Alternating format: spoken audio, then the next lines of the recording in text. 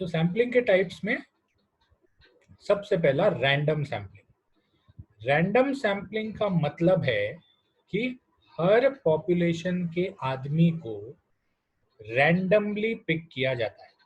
Randomly मतलब कोई उसमें पीछे मनोधारणा नहीं होती कि मुझे इसी आदमी को, मतलब किसी आदमी के चांसेस पिक करने के बढ़ नहीं जाते।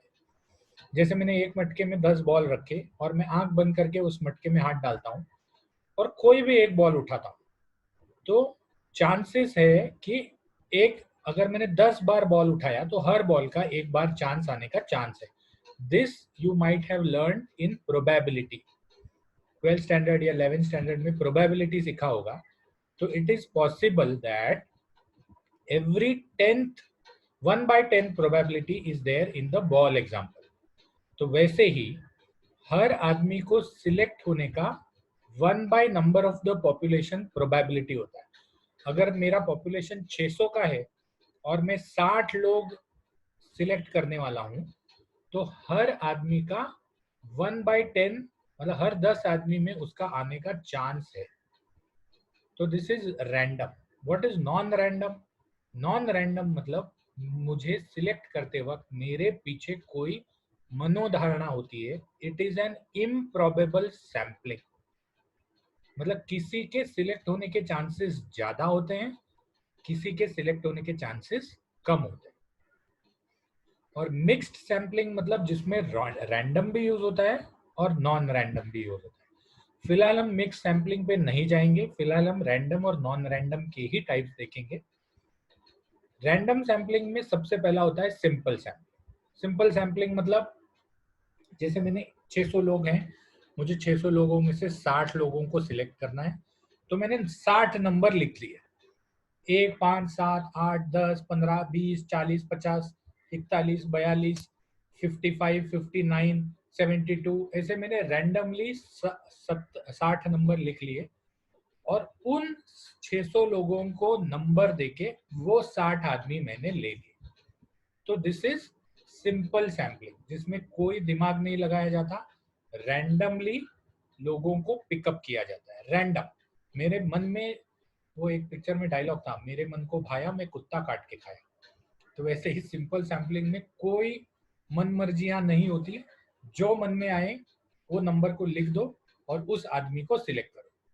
तो this is sampling, random simple sampling. Simple sampling के फिर से दो प्रकार होते हैं, एक सिस्टमैटिक सैम्पलिंग, एक non systematic sampling.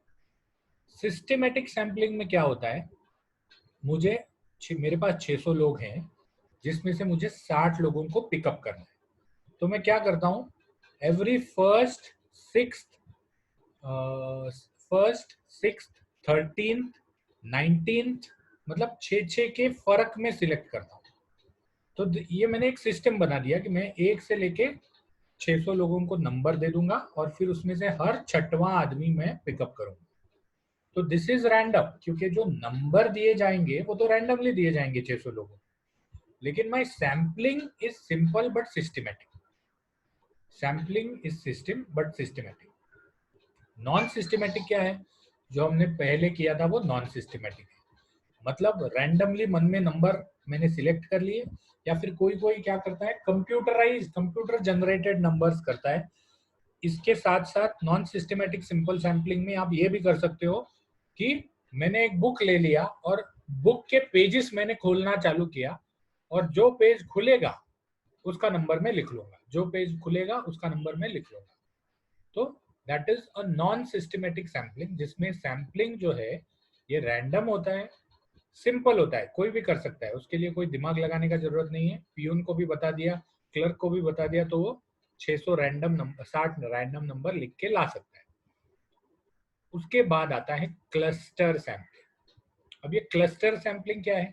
Cluster sampling मतलब आपके पॉपुलेशन को आपने सब सेट्स में डिवाइड कर लिया। जैसे उस हीरोइन के एग्जांपल में हमने 4 सबसेट्स में डिवाइड कर लिया था, एक मेरे बच्चे की उम्र का, एक मेरे उम्र का, एक आपके उम्र का, मतलब आप मेरे से छोटे हो, तो एक मेरे बच्चे की उम्र का, एक आपके उम्र का, एक मेरे उम्र का, एक मेरे डैडी की उम्र का। तो 4 सबसेट्स में, 4 क्लस्टर्स में हमने उनको डिवाइड कर लिया और फिर इन चारों में से 15-15 ले लिए। तो 600 लोगों का हमारा पॉपुलेशन है, उसको 600 लोगों को हमने 4 क्लस्टर्स में डिवाइड कर लिया और 4 क्लस्टर्स में हमने हर क्लस्टर से 15-15 ले लिए। सो 15 4 जा 60। तो हमारे 60 सैंपल्स हो गए। टोटल पार्टिसिपेंट्स 600 हैं, जिसमें से हमने ये इंश्योर किया है कि हर क्लस्टर में से इक्वल नंबर ऑफ सैंपल्स आ जाएं। ठीक है, अगर किसी को नहीं समझा है अभी तक तो हाथ रेज करेगा, तो मैं वापस से समझा दूंगा। समझ गया है तो वी विल गो अहेड।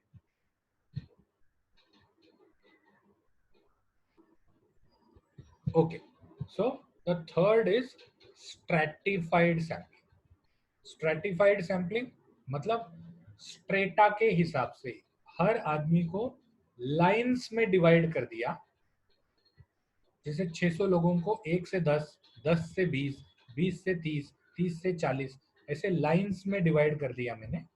और फिर मैंने 1 से 10 में से ये ज्यादा रैंडम हो जाता है। Stratified proportionate is more random, क्योंकि मैं एक नंबर के ग्रुप से 4 लूंगा, 2 नंबर से 2 लूंगा, 3 नंबर से 1 लूंगा, 4 नंबर से 5 लूंगा, 5 नंबर से कोई भी नहीं लूंगा। तो स्ट्रैटिफाइड डिसप्रपोर्शनेट और स्ट्रैटिफाइड प्रोपोर्शनेट। स्ट्रेटा में मैंने डिवाइड कर दिया, लाइंस में डिवाइड कर दिया 600 लोगों को, उसमें से मैंने कोई भी लाइन से कितने भी लोग ले लिए, लास्ट में मेरा टोटल 60 आना चाहिए। That is stratified disproportionate. और स्ट्रैटिफाइड प्रोपोर्शनेट मतलब मैंने उनका लाइंस बना दिया। तो 10-10 के लाइन से कितने लाइंस हो गए, 60 लोगों को लेना है, 600 लोग हैं, 10-10 के लाइन बना दिए, तो 60 लाइन हो गए। तो हर लाइन में से मैं एक आदमी लूंगा, that is proportionate stratified. Proportionate stratified sampling. ये एक्चुअली मुझे थोड़ा सा और पिक्चर बना के बताना चाहिए था, बट अचानक से ये लेक्चर आ गया, कल वाला लेक्चर आ गया, तो मैं थोड़ा सा गड़बड़ हो गया मेरा, क्योंकि मुझे कभी कभी दिन में 3-3 लेक्चर्स होते हैं, first year, second year, third year मिला के, तो इसलिए मेरा रह गया। But I have tried to explain it in as best possible way as possible. तो रैंडम में सिंपल, क्लस्टर, स्ट्रैटिफाइड। सिंपल में सिस्टमैटिक, नॉन सिस्टमैटिक, क्लस्टर का कोई टाइप नहीं होता। और स्ट्रैटिफाइड में प्रोपोर्शनेट और डिसप्रोपोर्शनेट।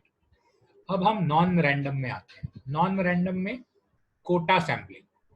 कोटा सैम्पलिंग वो होता है जिसमें जैसे मतलब कोई एक जैसे तत्काल कोटा है, तत्काल कोटा रेलवे का, तो तत्काल कोटा, कोटा में हर कोटा जो है that is disproportionate. VIP quota होता है 10 सीट का, उसके बाद तत्काल कोटा होता है 30% और 70% लोगों का जनरल कोटा होता है रेलवे में। तो जब रेलवे में अगर आपने कभी ट्रैवल किया हो तो रेलवे में एक फोन आता है बाद में, ट्रैवल के बाद, कि आपको हमारी स्वच्छता कैसे लगी, आपको हमारी ये कैसे लगी, वो कैसे लगी। तो ये कुछ वीआईपी वालों को पूछा जाता है, कुछ जनरल वालों को पूछा जाता है और कुछ तत्काल वालों को पूछा जाता है। तो दिस इज कोटा सैम्पलिंग, जिसमें कोटा जो है, तो कोटा को पहले डिसाइड कर दिया और उसके बाद हमने क्वेश्चंस पूछे। तो it is very likely that general वाले को क्वेश्चंस पूछने का ज्यादा चांस है। क्यों? तो जनरल वाला 70% है, तो अगर उस 70% में से अगर एक 100 सीट की बोगी नहीं होती, लेकिन अगर एक 100 सीट की बोगी को हम पकड़े, तो 100 सीट की बोगी में समझो 10 लोग वीआईपी कोटे से हैं, 30 लोग तत्काल कोटे से हैं और 70 लोग जनरल कोटे से हैं। तो हम क्या करेंगे, हम हर कोटा में से 10% लोगों को क्वेश्चन पूछेंगे। तो वीआईपी कोटा में से कितने लोगों को क्वेश्चन पूछा गया? 10 में से 10%, मतलब एक आदमी को। जनरल कोटे में से कितने लोगों को पूछा गया? 70 में से 10%, मतलब 7 आदमियों को। और तत्काल में से कितने लोगों को पूछा गया? 3 आदमियों को।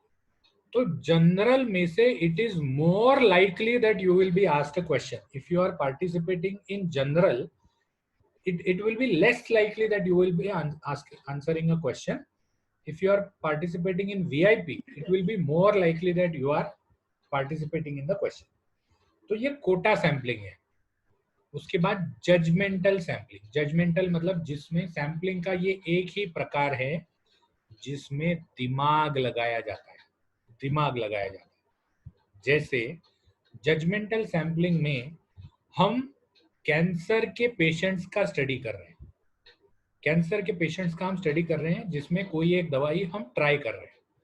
तो हम कौन से वाले स्टेज का कैंसर लेंगे? फर्स्ट स्टेज के ज्यादा, सेकंड स्टेज के उससे कम और थर्ड स्टेज के उससे भी कम. क्यों? क्योंकि हमारा जजमेंट ये कहता है कि थर्ड स्टेज वाला वैसे भी 6 महीने में मरने वाला है. तो मेरी दवाई का असर जो है वो प्रोलॉन्गिंग ऑफ लाइफ स्पैन के लिए समझेगा नहीं समझेगा पता नहीं. तो हमने एक जजमेंट कर ली कि हम तो फर्स्ट वाले को ज्यादा देंगे, सेकंड वाले को कम और थर्ड वाले को शायद लेंगे ही नहीं. तो दिस इज आवर जजमेंट जिसमें फर्स्ट वाले को chances are more to participate in the study, second वाले में उससे लेस और थर्ड वाले में उससे भी लेस.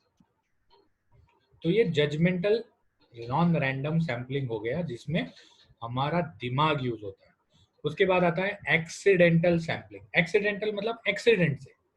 एक्सीडेंट से जैसे हम मार्केट में जा रहे हैं और मार्केट में हमारा दोस्त मिल गया और उसको हमने कोई सवाल पूछ लिया. एक्सीडेंटल सैम्पलिंग मतलब जो एक्सीडेंट से होता है या यदृच्छा से होता है. आयुर्वेद में यदृच्छा वर्ड यूज है. तो एक्सीडेंटल सैम्पलिंग में अगर हम कोई मार्केट में अगर मैं अहमदाबाद के मार्केट में गया या अगर मैं कलोल के मार्केट में गया सब्जी लेने के लिए, तो accidental sampling non random sampling क्यों है, रैंडम क्यों नहीं है? क्योंकि अगर मेरे 600 दोस्त हैं तो जो कलोल में रहने वाले हैं वही मुझे मिलने के ज्यादा चांस है. कोई मेहसाणा से तो कलोल के मार्केट में नहीं आएगा, मतलब आने का चांस कम है. कोई अहमदाबाद से कलोल के मार्केट में नहीं आएगा, आने का चांस कम है. तो accidental sampling is non-random because it also has some bias, bias of age, bias of gender, bias of location. तो इसीलिए accidental sampling is a non-random sampling. उसके बाद आता है convenience. कन्वीनियंस मतलब अपनी सहूलियत के हिसाब से. अगर कल को किसी ने मुझे पूछा कि भाई तुम्हारे पहचान में कितने लोग हैं जिनको कोरोना के कोई भी लक्षण है, तो मैं नॉन रैंडम कन्वीनियंस सैम्पलिंग का यूज करूंगा. क्यों? क्योंकि जितने भी लोग हैं, जो लोग कोरोना के लक्षण से हैं, उनका शायद मुझे फोन नंबर ही पता नहीं. मुझे तो उन्हीं लोगों का फोन नंबर मालूम है जो मेरे डायरी में है या जो मेरे दोस्त हैं या पहचान वाले हैं. तो मेरे कन्वीनियंस से मैं सैम्पलिंग करता हूँ. तो that is again a non random sampling क्योंकि मैं शायद बहुत पॉश एरिया में रहता रहूंगा जहां पर कोरोना है ही नहीं. तो अगर मैंने बोला कि मैंने 60 लोगों को फोन किया जिसमें से 4 लोगों के कोरोना के लक्षण निकले और कोई स्लम में रहने वाला है या कोई बहुत छोटी जगहों पर रहने वाला है, वहां पर 60 में से 15 लोगों के निकल सकते हैं. तो that is convenience sampling is also has a bias, also has a bias.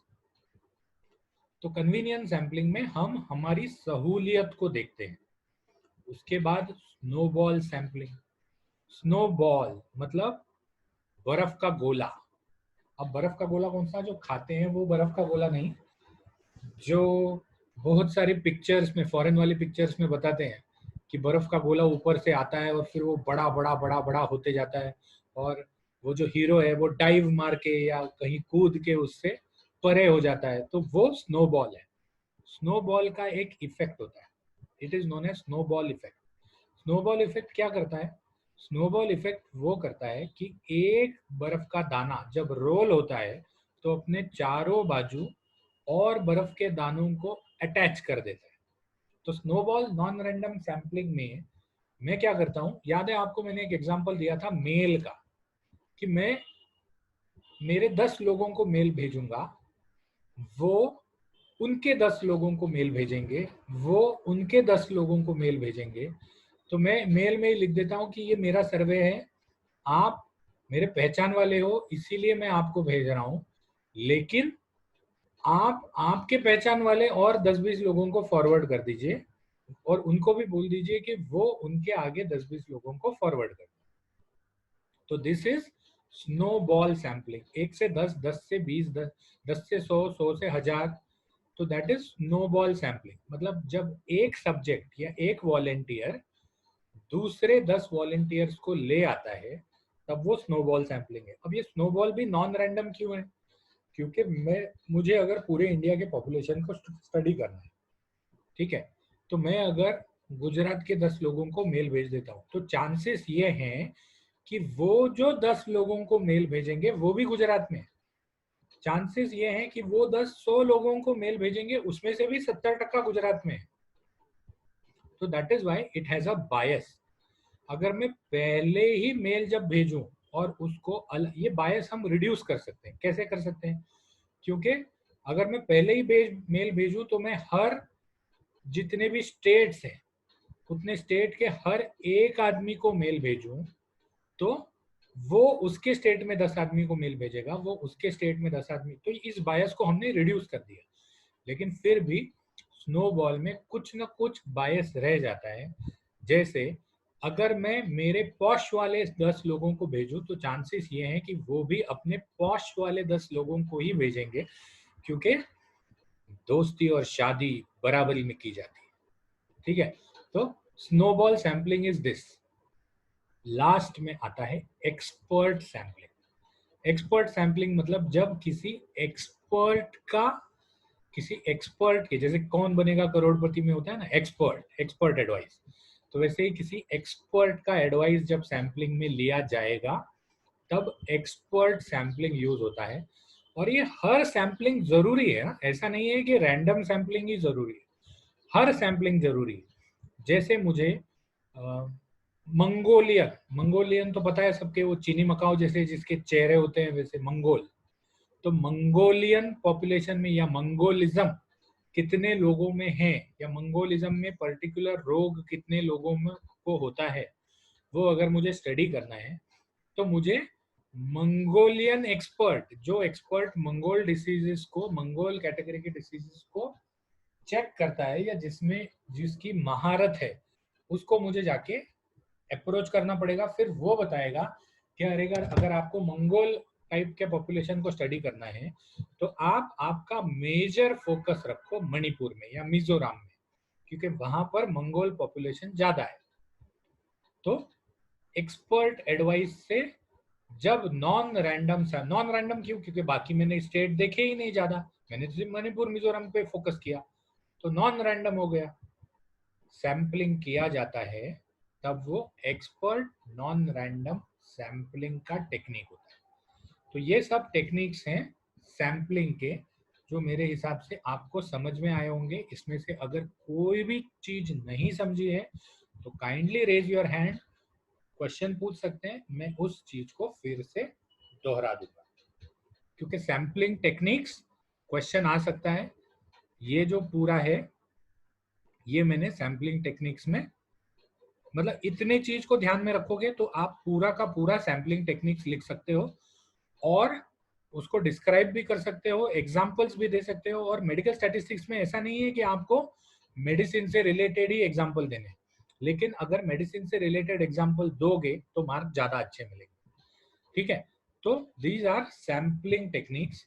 Now we move to types of data and variable. Data और वेरिएबल कौन से टाइप्स के होते हैं, कौन से प्रकार के होते हैं?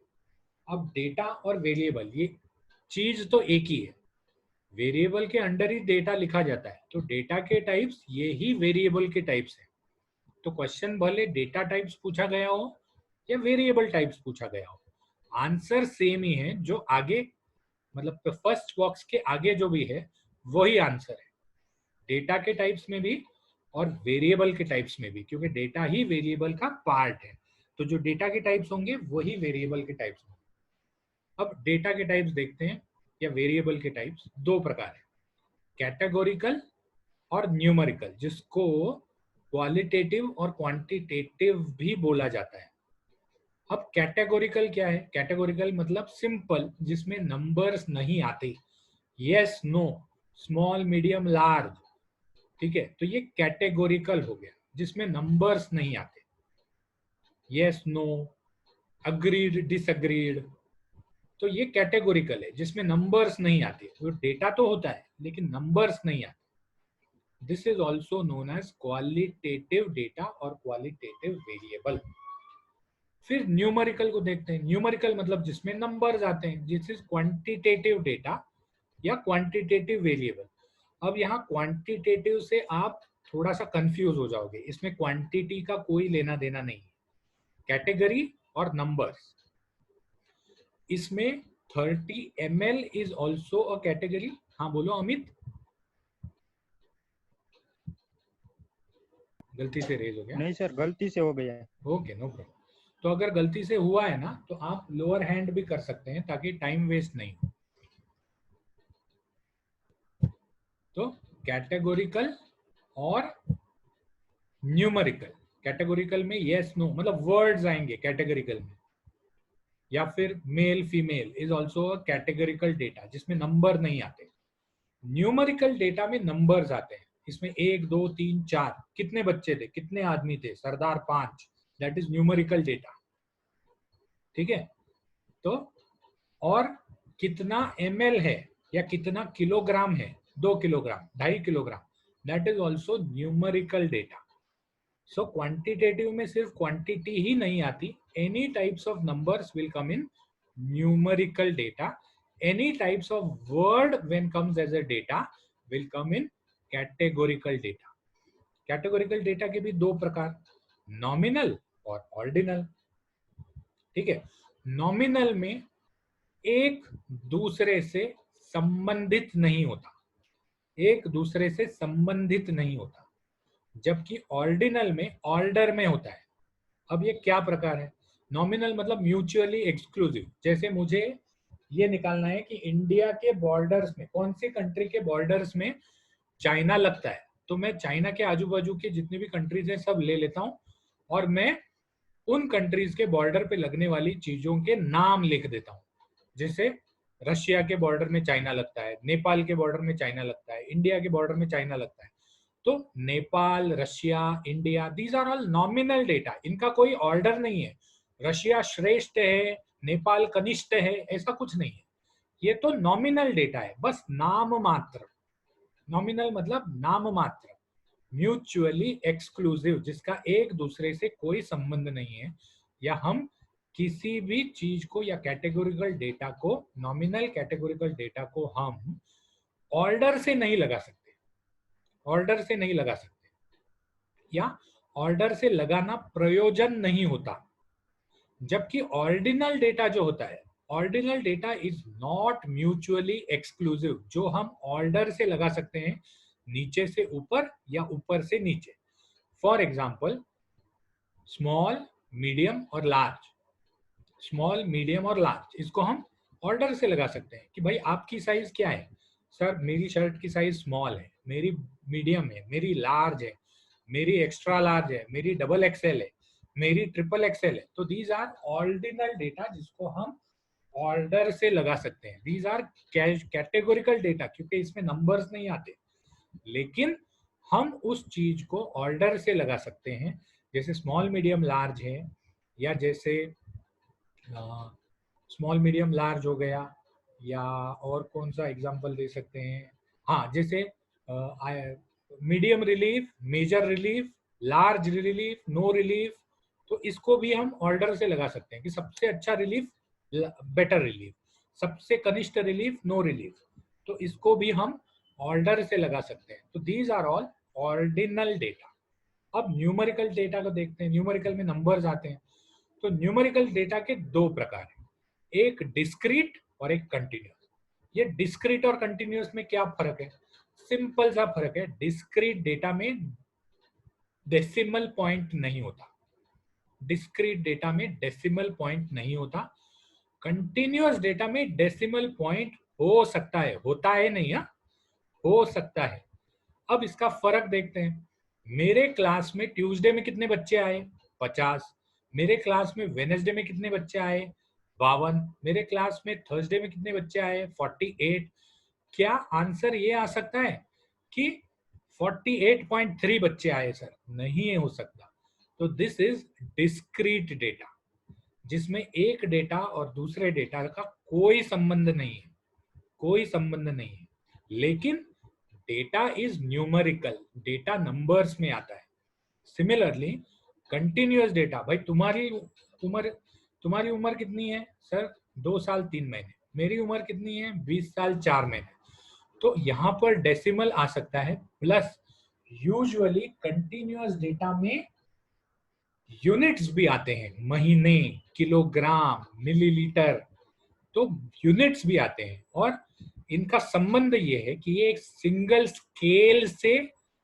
स्केल से जुड़े हुए होते हैं। मिलीलीटर का scale 1 ml, 2 ml, 10 ml, 15 ml, 25 ml, 150 ml, so there is a correlation, it is plotted on a continuous scale, तो इसीलिए इसको कंटिन्यूअस बोला जाता है।